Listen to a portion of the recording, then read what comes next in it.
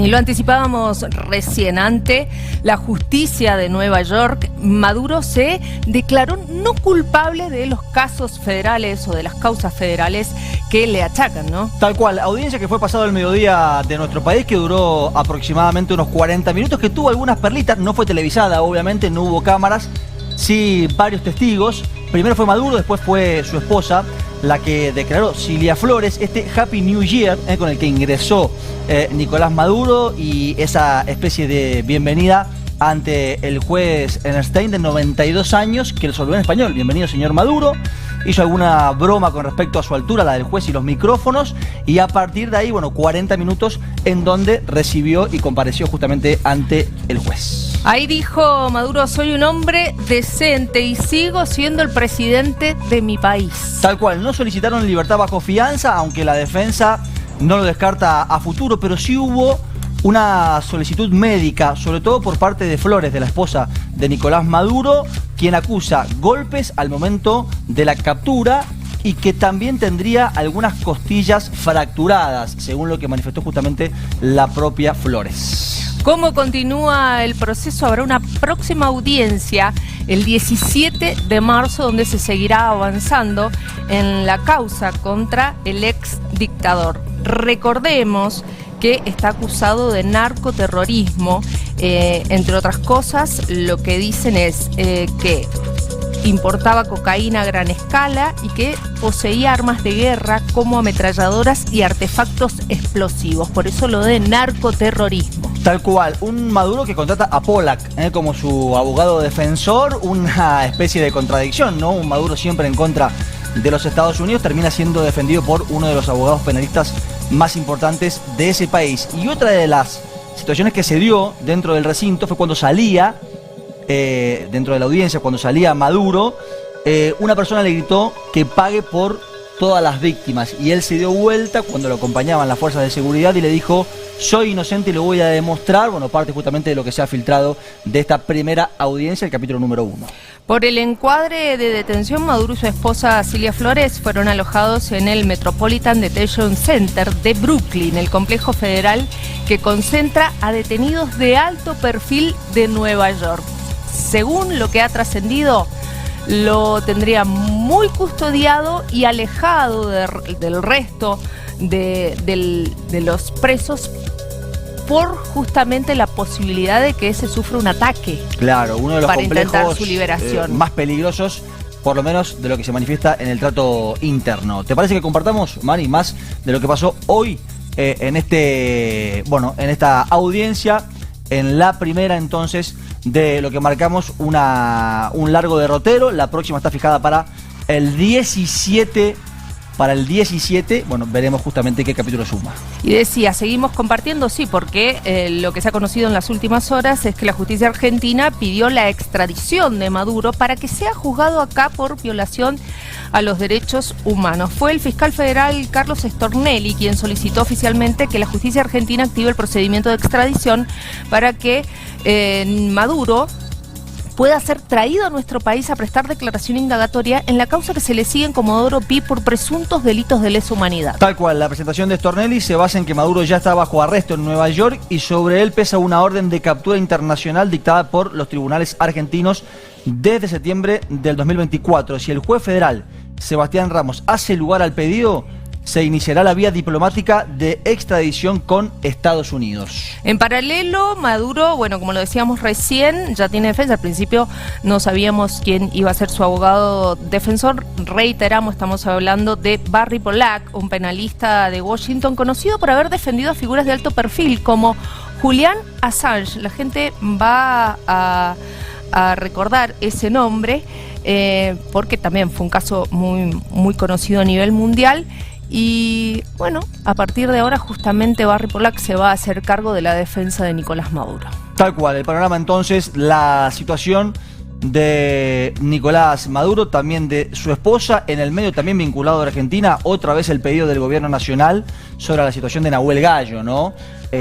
Justamente con el pedido de liberación de quien fue secuestrado en tierras venezolanas, ya a más de un año de aquella detención, y justamente otra vez la insistencia del gobierno nacional para que justamente sea liberado el gendarme. Ante la ONU, la Organización de las Naciones Unidas, Argentina pidió la liberación del gendarme que, como ustedes bien saben, fue a visitar a su esposa y a su hijo a Venezuela. Él prestaba servicios aquí en Uspallata y se lo detuvo.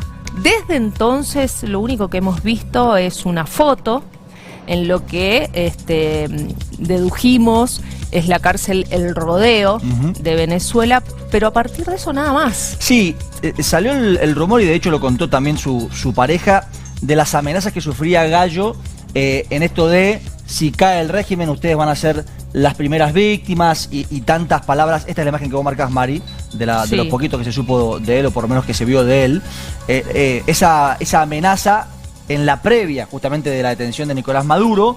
Veremos ahora qué pasa y qué se informa al respecto. Hay un montón de datos que todavía son grises.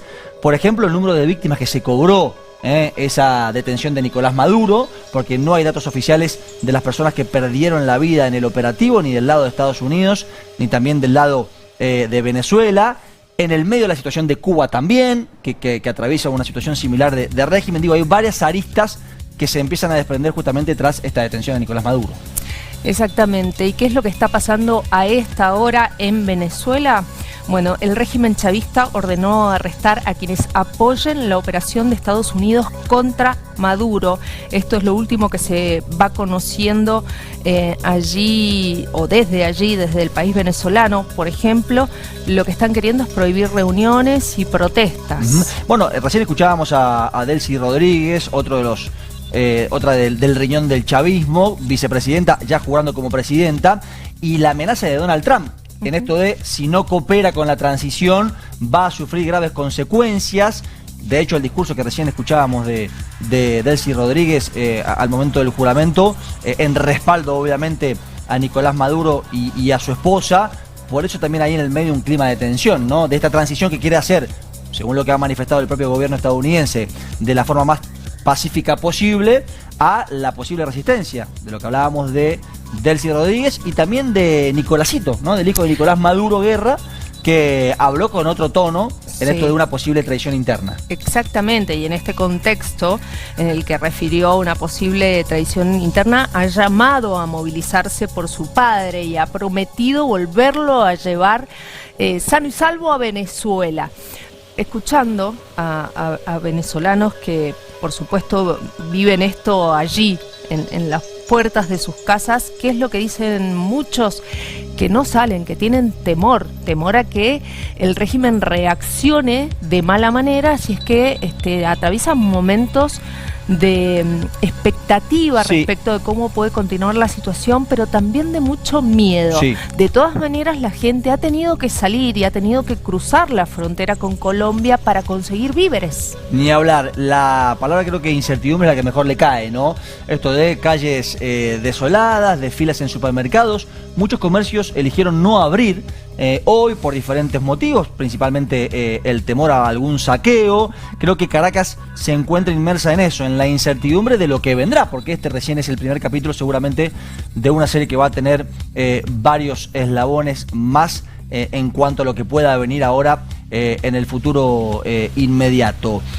Algunos, sobre todo los que tuvieron que salir de forma forzada ante el régimen, venezolanos, bueno, acá en Mendoza por supuesto que los hay, también cautos, esto de lo que marca nuestro grafo, el posible fin de una era de Nicolás Maduro al frente con su régimen, pero ese miedo que sigue estando. Hoy charlábamos en la mañana, Mario, con un periodista desde Caracas, y él incluso manifestaba esa amenaza al momento de ejercer el rol de profesional como periodista, de mucho cuidado al momento de declarar. No tienen, por ejemplo, acceso a redes sociales, por ejemplo a X está totalmente bloqueado. Digo, hay un dominio en esto del régimen que termina sembrando algo de temor. Y las repercusiones en el mundo a nivel social, político y también económico. Por ejemplo, el petróleo y las acciones de las empresas de energía subieron tras la captura de Nicolás Maduro. La primera jornada bursátil después del arresto estuvo marcada por la volatilidad en el mercado petrolero y una alza significativa en el valor del barril, según lo que han informado las distintas fuentes internacionales. La verdad es que es un remesón mundial por todo lo que genera, por las voces a favor, en contra y por cómo reaccionan los mercados, ocasionando un efecto dominó que llega a la economía doméstica de todos nosotros. Tal cual, y el número, ¿no?, de estos 303.000 millones de litros de petróleo que quedan justamente allí para ver cuál va a ser el futuro. Se habla obviamente de ese interés de Estados Unidos por ese petróleo que tiene Venezuela, uno de los principales productores. De todos modos no es el que más produce en el mundo, porque por ahí algunos decían es el principal productor, no es el que más produce. De hecho Brasil produce un número superior a nivel sudamericano. Sin embargo tiene esa reserva recontra importante que para Estados Unidos no deja de ser algo tentador. Reservas que hoy por hoy están ahí sin posibilidad de ser aprovechadas porque las empresas locales no han podido. Y en eso se ampara Donald Trump al decir, bueno, lo que vamos a hacer es llamar a los privados para que se hagan cargo y le den riqueza a Venezuela. Eso es lo que dice Donald Trump a contramano del análisis que pueden hacer muchos respecto de que Estados Unidos se quiere quedar con el petróleo de Venezuela. Él lo que dice es, no, quiero que vengan empresas privadas, que lo extraigan y que después le dejen al país sus regalías. Veremos si eso es así, ¿no? No, suena bueno, muy lindo en el discurso. No, veremos. bueno, por eso digo que a contramano de lo que analizan muchos, esto es lo que dice Donald Trump. Tal cual. Lo último, la postura de Argentina en el medio, Mari, ¿no? Con un Javier Milei que fue tajante, con esta negativa ante lo que se propuso en la reunión de urgencia de la CELAC, de los países latinoamericanos y del Caribe, y el apoyo tajante de Javier Milei y de otros 9 países que rechazaron esa condena en la CELAC justamente por la captura de Maduro.